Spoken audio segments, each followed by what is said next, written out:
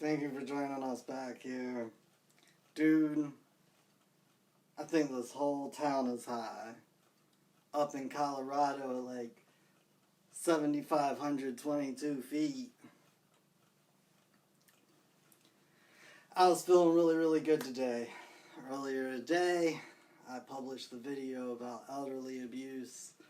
And before I get to what happened later, I gotta kind of run through a couple of things. Some of them you probably picked up on the last video if you didn't watch it. Well, I mean, if you did watch it. Jonathan Cross, United States District Court.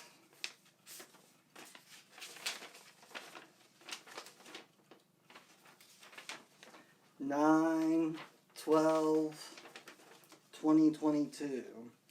The following transaction was entered on 9/12/2022 at 11:44 a.m. and filed on 9/12/2022. In your matter, transmission of notice of appeal to U.S. Courts of Appeal, reference the 7th document, notice of appeal. What we did is we filed the amended action and a motion to amend and refile, supplementing all the law and the facts that they said we had none of. And we turned that into a common law trust, expressly making the judicial officers and the clerks our trustee. And the way trust law works is what you do is you create a trust and then you offer it to a trustee. If the trustee acts on that trust in any kind of way, they have accepted trusteeship. And the law of trust applies. And I figured that in law should squarely stop them from sending it to the Court of Appeals. But no, they went the other direction. They decided not to accept the trusteeship, except for the fact that they still acted on the case when they sent it to the Court of Appeals. But who cares about that little fact? I mean, it's not like you can ever get a court to actually open up and allow you to put facts on the record, but it's okay. I was talking about this in my last video. There was so much law in those documents. So much law that we got this letter a couple of days later. But Oracle was already down filing the notice to change docs. Like, hey, we hear we're not good in your harbor no more, so we're taking it to that other harbor. That bigger harbor. We're going to get the bigger harbor to tell you down here at the little docks how this is supposed to work. We already put that document in, which is the only reason in my mind I can see or think of what happened that I'm making this video about. Jonathan Cross. But this is not to me. This is to John's clerk, United States District Court. So this is to the clerk of the district court that transmitted the file for appeal, therefore acting as a trustee, because they're handling trust business that was entrusted to them.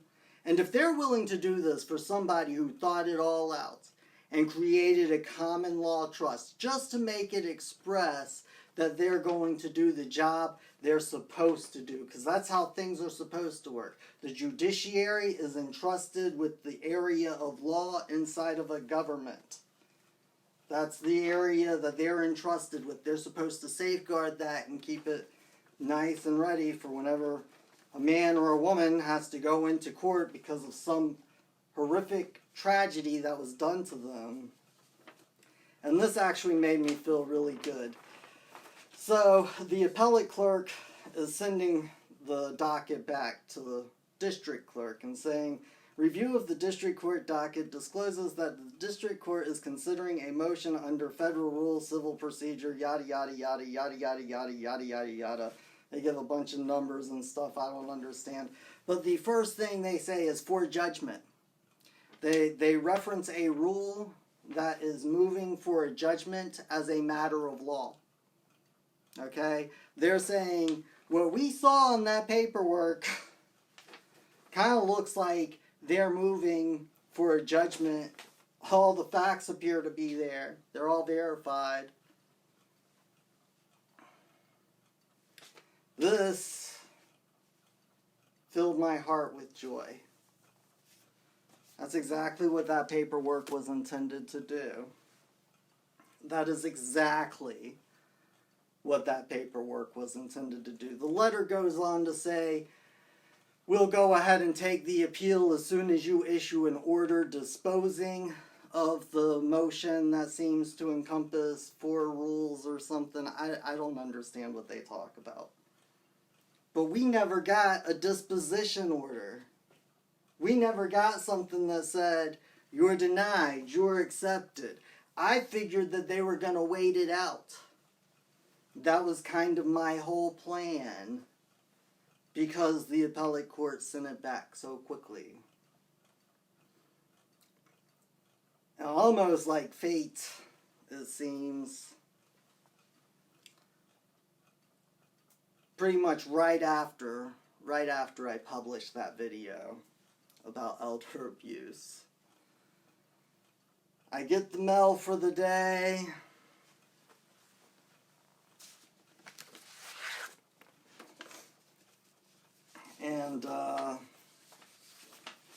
And here's what I have, Jonathan David Cross. It's in a packet. This is from the appellate court. No disposition order on the motions. All of the ones that they saw. And no reason why they were no good. We just got this. And now I'm being ordered to file an informal brief. Now they're breaking their own rules, and they're taking this up on appeal. And the only reason that I could possibly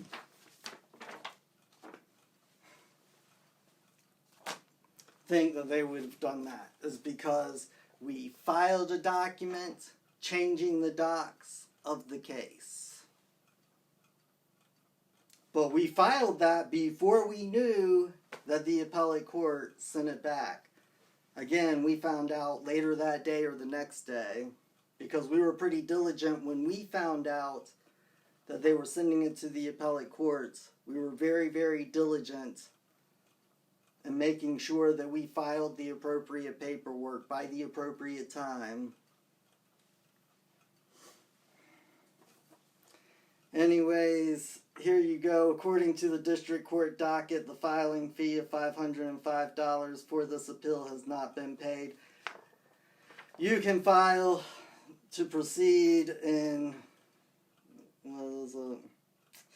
in forma pauper or something. I don't speak Latin. I speak plain old English. But basically, you can motion, you can request leave, you can petition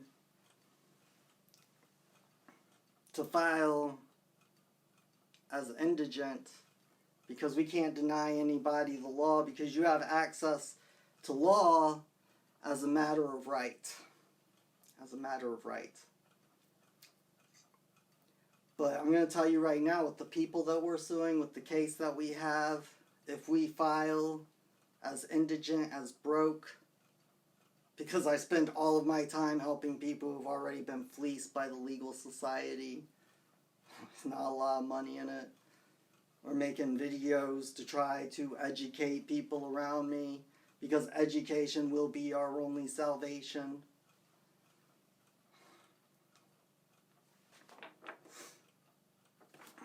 Things are going pretty good. Last month, with the recent drop in computer hardware, because new stuff is coming out with the old and with the new. somebody was kind enough, an angel, a godsend, a light worker in this world, was kind enough to help upgrade my GPU. So I got a GPU sitting around, talking with Jacob, trying to motivate Jacob to do what he needs to do in school to get that education, to learn how to read, write, math skills, the basics. Hey, you work really hard on cleaning up your room, getting all your schoolwork done. I got this extra GPU sitting around. It'd probably only be about $500 to come up with the rest of the components for a computer so that he could have a gaming computer. He could have something that he worked for. And because I don't have a lot of money, and it's something that I kind of have to work towards, I figured it also kind of encompassed Christmas too. This is how messed up the system is. They just rob Baba of everything he has ever made in his life.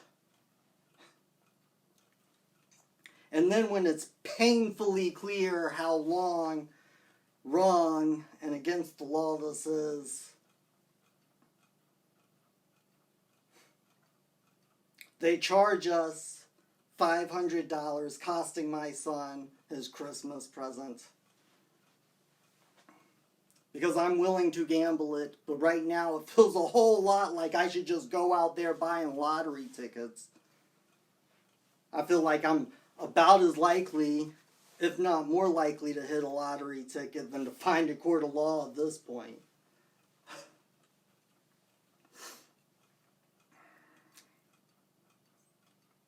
Anyways, no matter what I gotta do, if I gotta call people, beg people, whatever. I mean, that's what I do every year to renew my subscription to Adobe to keep bringing you guys videos. Because it's not worth my son's future. And no parent should have to make this decision. No parent should have to decide whether they are going to spend money getting their child a Christmas present, something that he worked towards, or gamble that money trying to save his rights.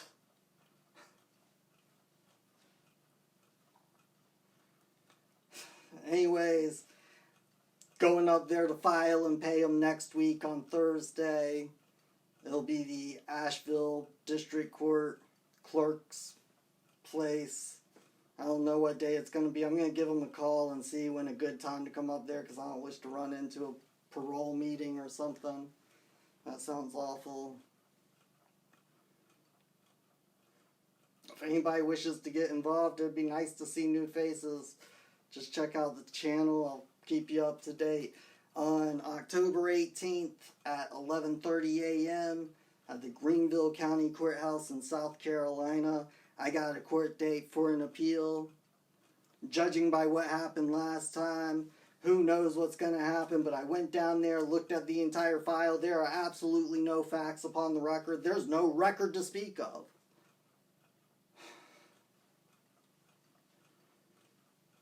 Anyways, let this be a message to the survivors. They can't break you. They can't break me. If I break, I'm broke. In my mind, I probably won't have to worry about any of that stuff, any of this stuff much longer. I'll probably be all good after that. 'Cause if I can't bring heaven down here, I guess I gotta go there, right? One world, love, and peace.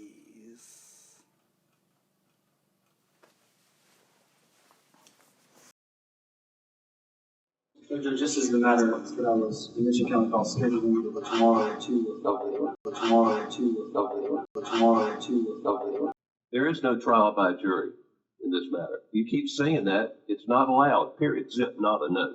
But when you steal property. No, no, Property was stolen. no. Sit down or leave the courtroom, one or the other. I'll be right back. No, just leave the courtroom. Stay out of the courtroom, sir. Out. May Out. Out. Out.